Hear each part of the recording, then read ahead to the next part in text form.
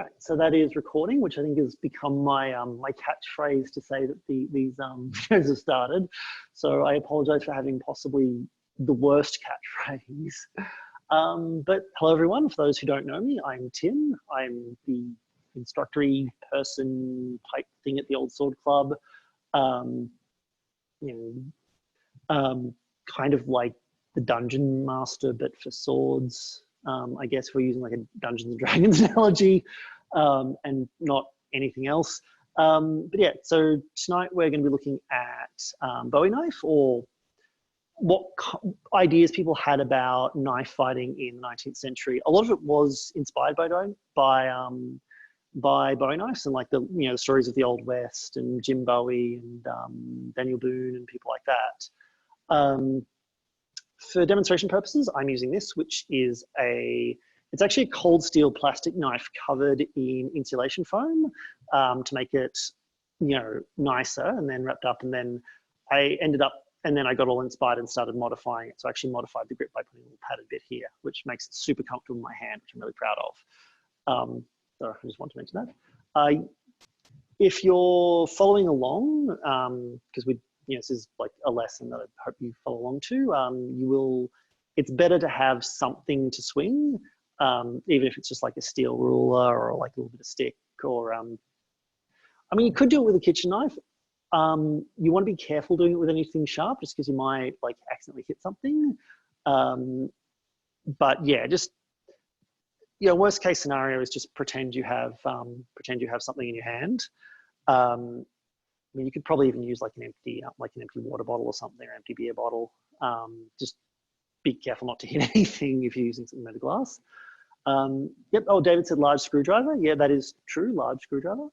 But yeah, so the lessons we're working on are based off primarily two written sources.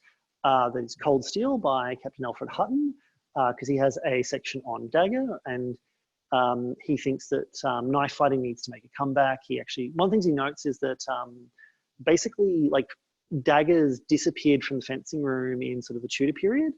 So basically it's a crash course in European knife fighting. Daggers were hugely important weapons in the Middle Ages.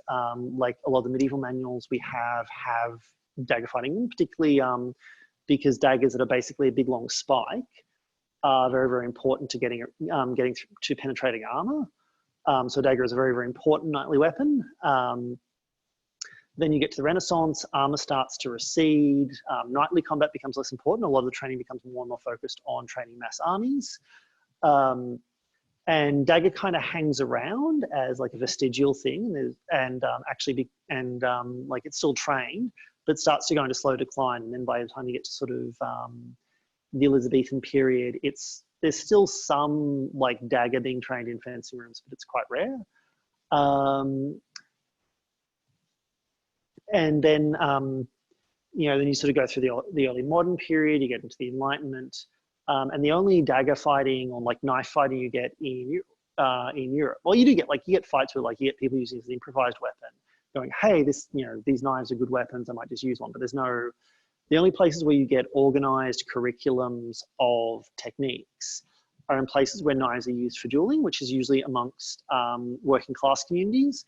So in Spain, you have these traveler communities, and also Romani, and they duel with knives in the same way that the aristocracy would duel with swords or pistols.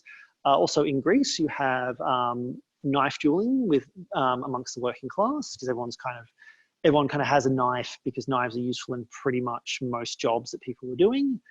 But we don't really have much documentation of these techniques. Then you get to the 19th century, and there's kind of this massive shift in the weapons that are being used, weapons that are being carried. And there's a lot of interest in the knife again. Not just from a pragmatic perspective of this is a weapon you might have on you that you can use for self-defense, but also in terms of like a historical fencing thing, like an interest in the past. So when Alfred Hutton, who's kind of one of the two primary sources I use, talks about knife, he bases it off Renaissance era knife manuals that he's read, because he was really, really into reconstructing historical sword fighting. in much the same way I am. The other source I'm primarily using is a guy named Andre, who is a defense dans la rue instructor, basically French street fighting or self-defense. And he basically has quick and nasty methods of using most weapons in his manual. Because he's like, well, you don't really know what you're going to be armed with, but if you've got a knife, this is how you use it. If you've got a cane, this is how you use it. He also talks about how to use like hats and loose change and stuff in a self-defense situation, which is really, really cool. And he talks a lot about unarmed stuff, which I quite like. So yeah, and so you get this kind of, this interest in knife fighting again, kind of in the early 19th century, and then you get into the 20th century where, like, you know, more and more like knife fighting systems start to get developed. But we're looking at late 19th century because one of the principal things that you know, people did is carry bowie knives, particularly with, like, you know, the old, not just in the Old West where they were carried as a tool, but also with the popularity of the Old West in like the late 19th century with, like, you know, things like the what I forget his name. There's a guy who promoted a Wild West show, which really popularized the idea of like cowboys and, you know, everything we associate with the Old West today. And that also popularized the carrying of bowie knives. A lot of people carried them. Buffalo Bill, I think, which, yes, very, very, very possibly. Yeah, so you actually do get, and so you get like even middle class and quite wealthy people carrying a knife for protection or paranoia, I guess, one of the two, because they think, because it was sort of popularized and people aren't wearing swords anymore. Yeah, so that's sort of kind of a weird crash course of what we're doing. Because the other thing that's important to remember is that as much as like the bowie knives themselves were used in duels, I mean, they were popularized by Jim Bowie having a duel, the sandbar fight, you know, actually having a duel. That was one of the things that really kind of brought them to public attention. We don't have very many sources for how people in the Old West were using them. What we do have sources for is how people in urban fencing schools, you know, were interpreting knife fighting. And we have, like, and there's a few scant references we do have for how bowie knives were used in duels, and like how people who got in fights with them would actually use them, suggests there's a bit of a difference, but probably not as much as a difference as you'd expect. All right, so I think that's the introduction done. So I'm just going to pause recording for a bit.